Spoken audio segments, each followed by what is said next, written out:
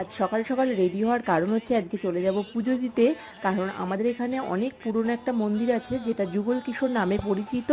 আর এই মন্দির উপলক্ষে এখানে 1 মাস ধরে মেলা চলে।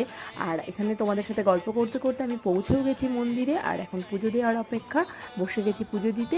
আর ভিড়টা বলতে এখন একটু ভিড়টা কমই আছে, যাই হোক পুজো দিয়ে একটু মন্দিরে বসে তারপর এখান থেকে বেরোবো।